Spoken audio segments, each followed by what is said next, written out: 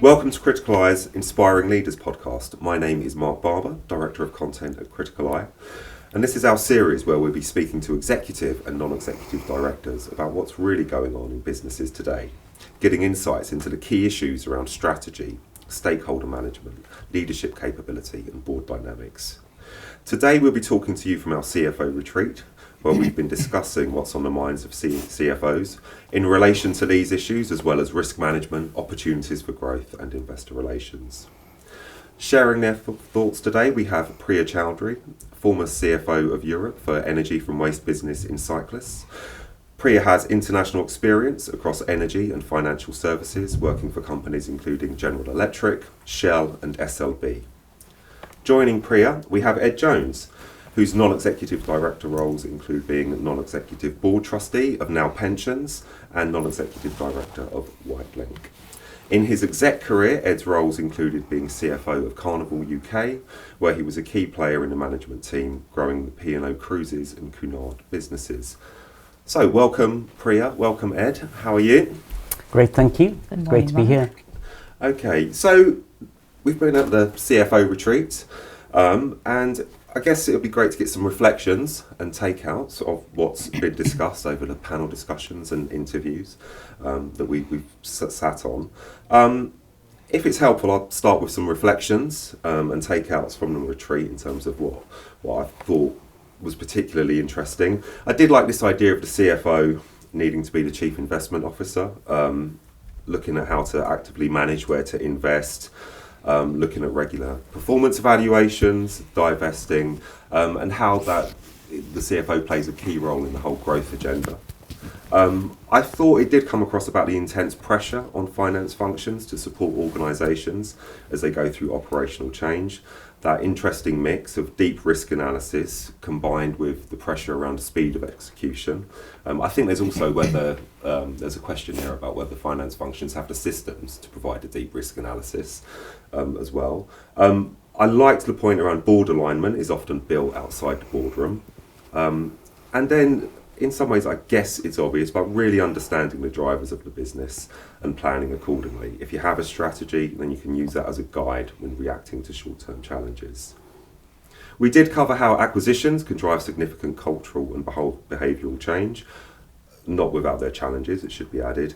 And then we had a session on the investor landscape and I guess interesting point that if interest rates have peaked in the UK at least, then this provides a degree of certainty, but I think that one's very much open to debate.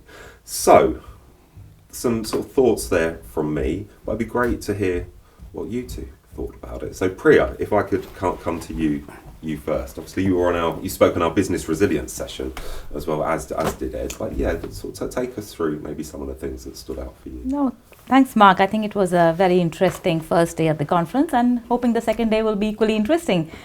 Some of the key themes which stood out for me were, the focus that, it's about your mindset, it's about adaptability. The CFO and the finance function needs to be agile in today's environment, right?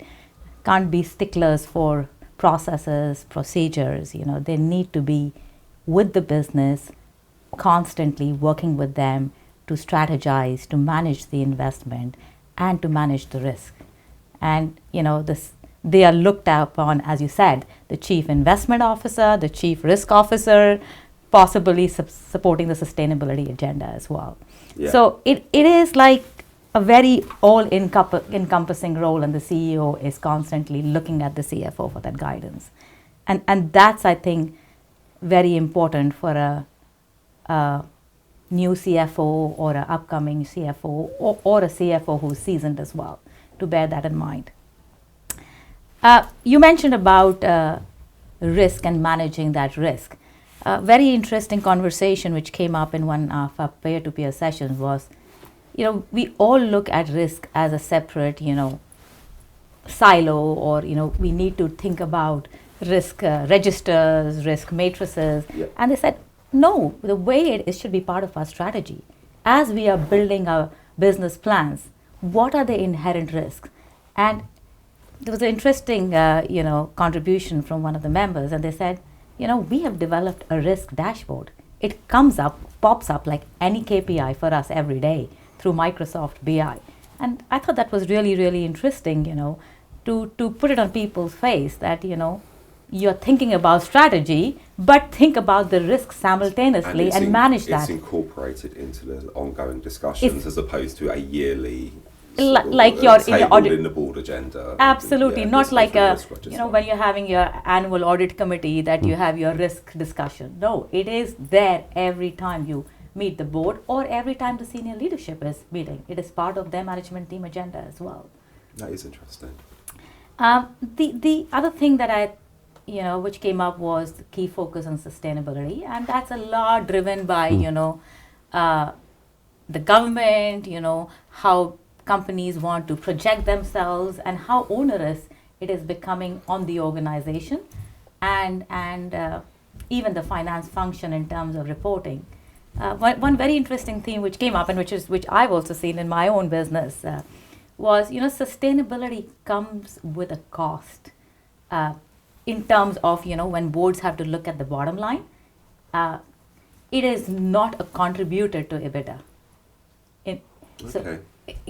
So boards and leadership have to realize that there is an inherent advantage of doing that. There is a contribution to the economy, to the well-being of the world. But there is a reality. But there's a reality, So there it is when we look at things like carbon capture or something like that. Yeah. It comes with a cost. It doesn't come with a immediate contribution to the bottom line. This is what boards and executive teams need to realize. Do you think there's an element that some companies have set their targets and now that reality that you're talking about is exactly sort of hitting home? Yes, and this is one when we were having either the learning circle or the peer-to-peer discussion and saying board are questioning, is this contributing in any way to my bottom line? And they are saying, okay, let's evaluate. It could not be immediate, it could be later. When I look at the private equity world, we talk about, will it contribute to an exit multiple, really? And when I look at the oil and gas world, maybe not the most glamorous, and in today's environment, fossil fuels and not the best way to generate energy, but it is inherent in their business. When they go to particular area to drill, they contribute to the economy. It is part of the capital structure to develop that area. So I think of sustainability the same way, right? We take something, we give something. I think that's something that boards are really grappling with. Yeah. It's an interesting one, though, in an extent, isn't it? That all of that is true, and I agree with you. And yet, if companies don't act, ultimately, it'll be existential, and they could be left behind. Yes, and so there's that tension between the two, being future-looking, whilst understanding both for each business and the economy as a whole, it's going to be a drag on our investment and growth potentially in the transition. Absolutely. And the other theme which, we had a peer-to-peer discussion on strategic cost cutting. And the theme which came out, and Ed, if you remember, it was a question in one of the sessions we were chairing. Yes. The theme was, it was more about cost optimization rather than strategic cost cutting. Boards are look at every avenue where you can optimize your cost. Be it through any operational efficiencies that you're going to get, contribution to the gross profit margin, or contribution to your net profit through looking at your corporate costs. So that is what really and scanning across the business. Because there is this level of uncertainty, right? There is the supply chain pressures. There are inflationary pressures.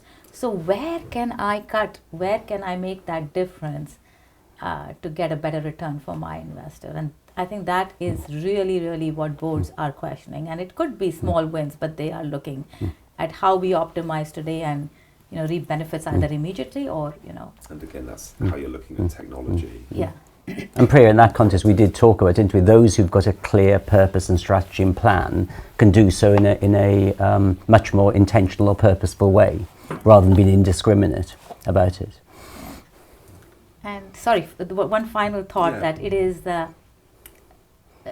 maybe there was a thing that when we came to the CFO retreat last year, everybody was very buoyant and the feeling now is, oh gosh, what's happening, interest rate rises. But the gentleman mentioned that no, we've gone through change after change, year on year. If you think back 10 years or 12 years or 15 years, and this is another uncertainty, and businesses have survived. So maybe there is a pause, right? I mean, I was having a chat with my team, the editorial team, and I'm saying we need to ban the word disruption. Yeah. It's so overused, Yeah. and it's like, what does it really even mean now? Because, like you say, it's the business environment, and we get some businesses are getting through this period. No one's saying it's not tough, but it's just it's the way it is, isn't it? Yeah, it is, and it's another thing, right? It is Yeah. it is getting back to the reality which existed maybe 6-7 years ago, and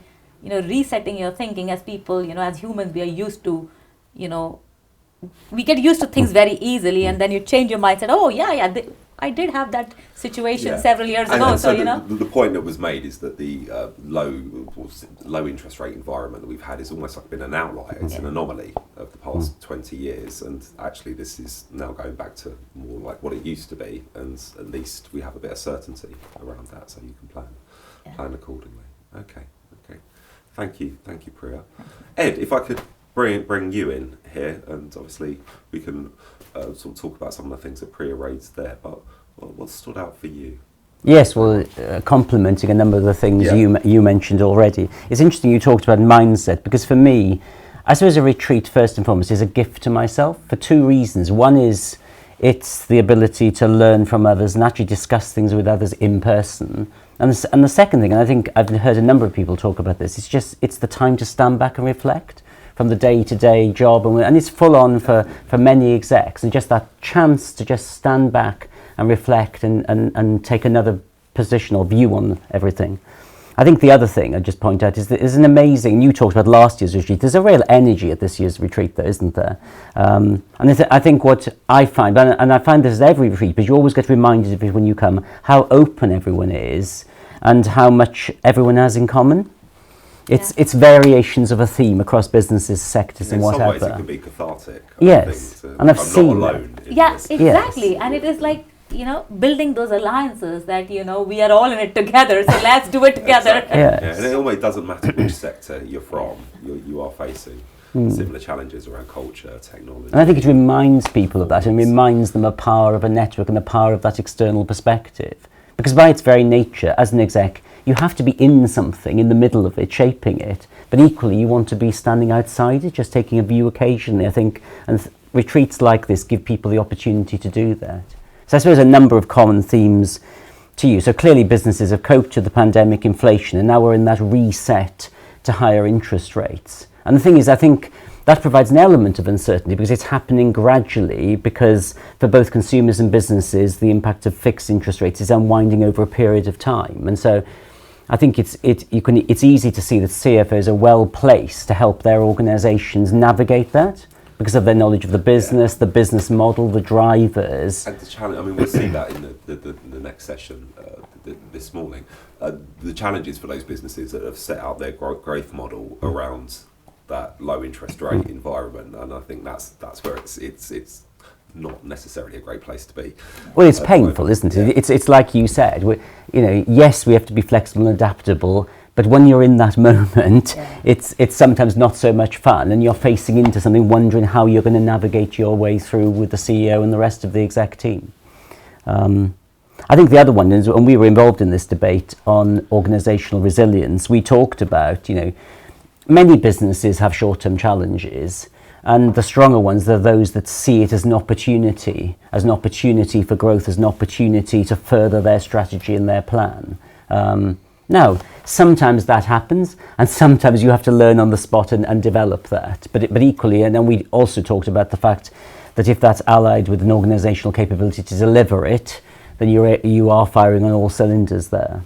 I agree with your point on sustainability, and we talked about, the CFO needs to be on the pitch with that in terms of shaping the story as well as shaping the reporting. I did find it fascinating around the conversation that was had around how the finance function is now working much more closely with the sustainability function.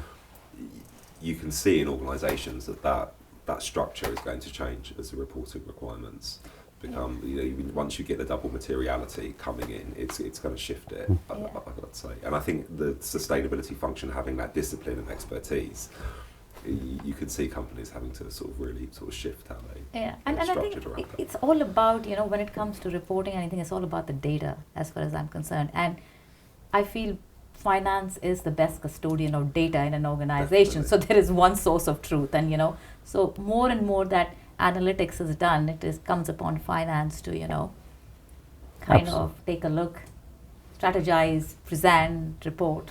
Yeah. I agree with that. And as ever, sustainability is a new area, so it isn't formed, it's forming. But again, the CFO has a skill set to bring to the party in that regard, whilst it's forming and being shaped together. And you mentioned data, and I agree with you there.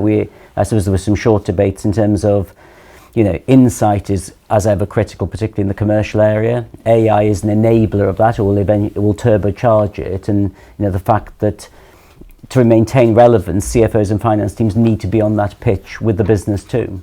Yeah. And I suppose finally, I'd agree with your point on risk. I think, as ever, it needs to be a living and breathing part of the business, both in terms of existing risks and also in a more uncertain environment, emerging risks. Okay. Just building out on the risk points, I thought, when you reflect on your own roles, I mean, how does it need to change? I mean, you mentioned a conversation that you had about it being ongoing. How practical is that? And then I guess there's a question about how does that shift, say, the relationship with the audit committee and the conversations that you need to have about the flow of information? I think I have been lucky to be in businesses where risk was always, kind of paramount, being in the energy sector, being in financial services, we are doing construction work where safety of people, the cost element, the delivery element is all very key. So it is really inherent in our processes. What I think is missing is joining it up all together. So as individual functions, we look at risk. Okay, so we are constructing a plant. You look at risk literally every day. When you're operating the plant, you have daily morning meetings where you're looking at risk. In finance, as part of your budgeting process, you're saying, what are the risks of us achieving? When you're looking, and that holistic approach, those key elements of risk need to be presented to the board. I think that piece is missing, and that visibility that when I go to a senior leadership meeting, I'm presenting, this is my cash flow, this is my EBITDA. What are my 4-5 key risks? Okay. So in my mind, that KPI or that, on the face, approach to risk is really, Would you ever have culture as a risk within that? Absolutely. Culture. I mean, I thought, what I mentioned on the that's why I asked for me, yeah. culture is always a big risk, and I think it's very human. People like working with similar minded, where they feel, and if that changes, culture, people look for other opportunities, and maintaining the right culture is important to retain people, and that's a big risk. Okay. Ed, did you want to add anything there? So I'd mirror your comments, because equally, sort of thinking back, I was in the maritime business where risk featured very strongly in everything we did, and it needed to. I think for me, it's, as you say, it's how it becomes living and breathing and part of it. I suppose things I've seen work is, I think having a balanced scorecard approach to business helps to broaden the view around that. It helps. I think the other thing I've seen work is you do need a framework and some structure and some process around risk, inevitably. But that's just an enabler. And where I've seen it work well is if you can take that away into a smaller group or a committee and work that through and do some of the heavy lifting, you're then in position to help the exec team and the board own it in a very live way. And where I've seen it work really well is when people, almost can say, well, what are our top 3 to 5 risks? And are we taking sufficient action? And if not, when are we going to do it by? Because otherwise it can become a talking shop. Yeah, exactly. And so I think it needs to be, as you say, in a dashboard way, it needs to be shown, but equally, it needs to be action orientated. And I've seen places where at times it can become a bit theoretical and esoteric. and it needs to be living Almost and as if breathing. just by discussing it is enough. But Yes. it's like, okay, well, if this is identified, what's the outcome? Yes, Who's and of course responsible? discussion is a valuable part of any process because it helps to align people around it, because otherwise these things can seem a little distant from people. Have you ever felt in a role, and this is a question you might not want to answer, but where you've identified a risk but you felt like the processes were not in place to discuss them in the way that you felt they needed to be? Nothing comes immediately. Like, I suppose to me there's degrees of it very often, isn't there? Because I was in a business that quadrupled in size, so as you're growing, what is in place needs to change and evolve to reflect that. And so it's never really static. And I think at times it's just part of this is you're all looking at the same situation, but you're looking at it from different perspectives and angles. And I think sometimes it's aligning upon that exec view. I've seen things work quite well where you even have a voting or whatever. Now, it's not about the voting or whatever, but it's about that causing you to align as to what really are the risks. And because there's a tendency sometimes for people in their areas to overrate the risks in their areas. And you ultimately, as a business, want one holistic view because, generally speaking, risk mitigation costs money. And so you've got to make a decision about, it's not free, otherwise everything, and some risks are clearly external, can't be controlled, but equally you've got to balance one against the other. And I think it's really important that you look at the business as a whole as business leaders in taking that judgment. And I also think that some risks you don't compromise ever, So health and safety. Yeah, like health and safety. And whatever happens, you don't do anything to compromise that. But then businesses may take calculated risks. And that's where you say you potentially can see, people differing in views, that's the kind of, maybe financial risk or investment risk, which are calculated risk, which... So maybe around an acquisition. Oh, yeah, exactly. We say, whether, what will I have to give and what will I have to take, And that risk boards are willing to take or, executives are willing to take. Okay. And some of these exercises, it's good for CFOs because some parts of finance are quite complicated and technical. I think it's the job of the CFO to make sure everyone understands that, because otherwise you own a risk yourself rather than co-owning it. And my strong belief is all the key risks. You made that point, didn't you? I think in the session yesterday. I think that, and so it's interesting because clearly a CFO has to influence across a wide group of stakeholders and take people with you, and sometimes we don't do it in our own areas because it can be more complicated. But I think, like anybody, it's the job of the CFO to make the complicated simple, and so that everyone can understand it at a level and co-own it. Because I don't believe any area of risk should be owned by any individual function. Yes. It needs to be co-owned and understood. Okay. I wanted to ask as well, was there anything yesterday that you think wasn't covered, or anything you heard that you sort of wanted to challenge in terms of the debates and discussions?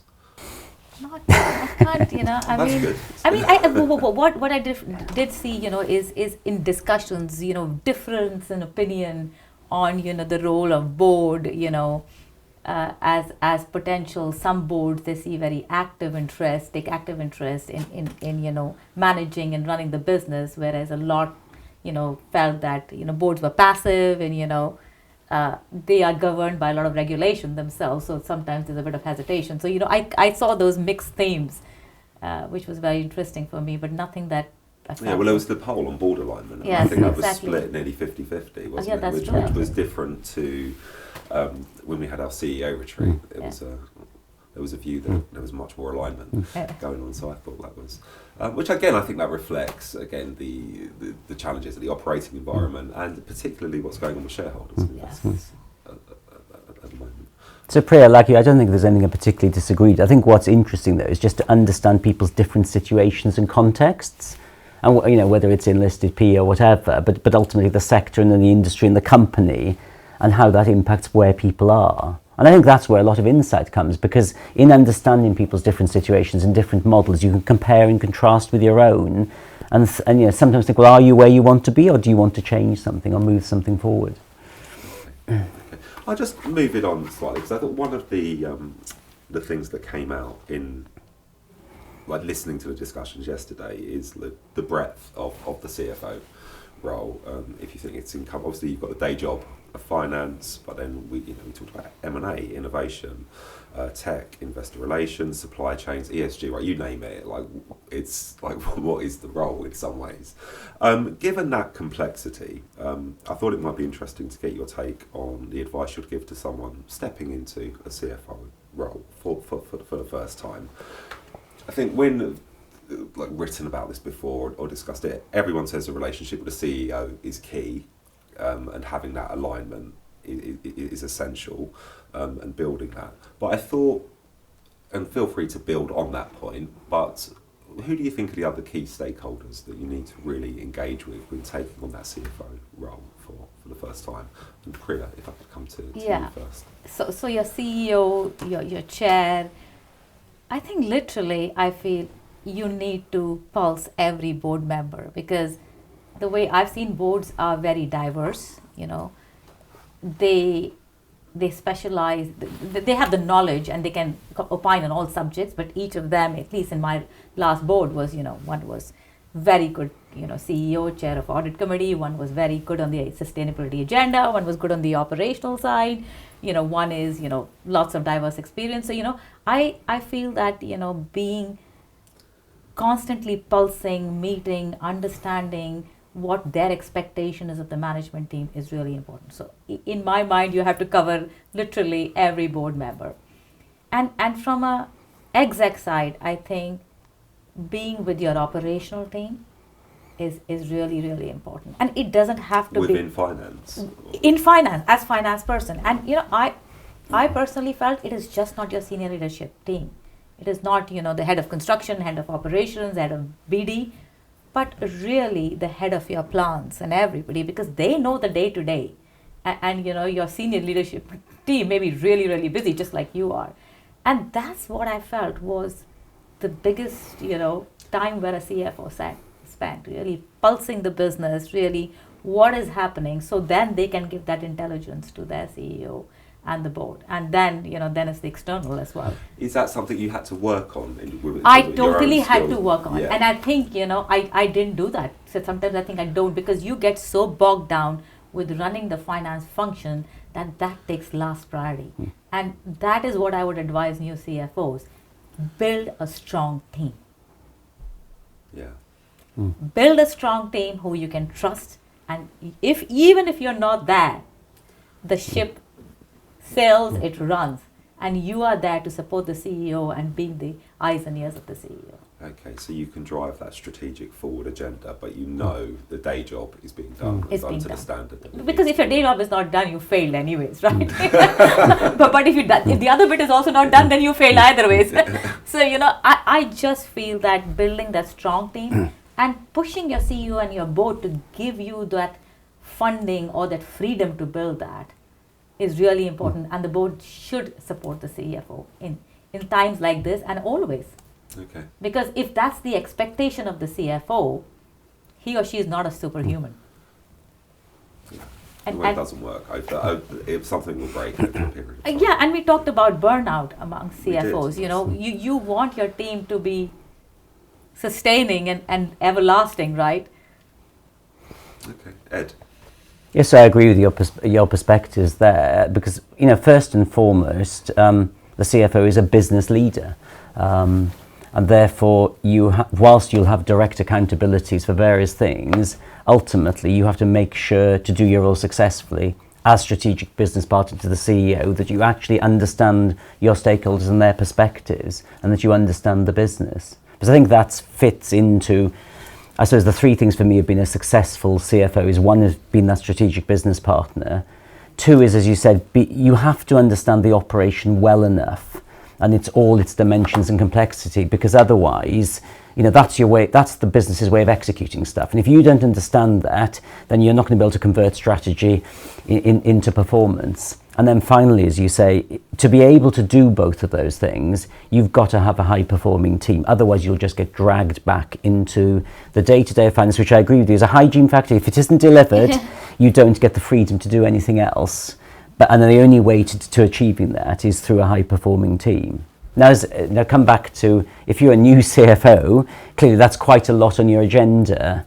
And I suppose my advice would be, as ever, you've just got to survey the scene, understand where the business priorities are, and to some degree follow them. Because ultimately, if you're where you need to be, great. If you're not, then you do need to prioritise and work your way through that and try and be aligned with the business priorities as well as doing it.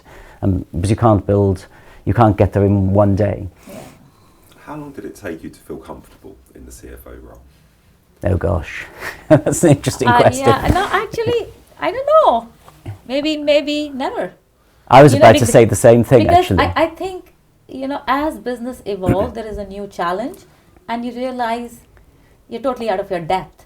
But the years of experience teaches you, well, I don't know how to do it, but I think I can get it done. I will speak to this person. So you move away from that panic mode as a new CFO. I've got another thing on my plate to say, okay, I have a good team.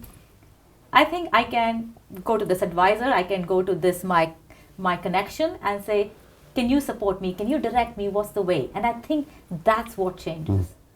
Whether you ever get comfortable, I don't know. There is some new challenge. I agree with that, because ultimately, the business I was in quadrupled in size. The organisation was as challenged in keeping up with the business pace, and therefore it kept on changing, and you're just facing into that as you go. Keep learning. Yes, but I agree with you equally. Through maturity and whatever, you grow confidence that you'll be able to face into whatever challenge. And I think that's where, coming back to the retreat, I think part of that toolbox or armory is having that external perspective and understanding how others are dealing with it. Because if you have to learn everything by yourself, that's quite a hard gig. But you don't have to. Because I always think, how many businesses are inventing a wheel versus copying other best practice from elsewhere? We may think of the former as being higher than it actually is, and therefore the premium is actually on recognising what needs to be done, however you recognise it, and then making it happen. Okay. I think that's a nice place to wrap it up, actually. So thank you to Priya and Ed, and we'll be creating our next podcast soon. So thank you for listening. Thank you very much.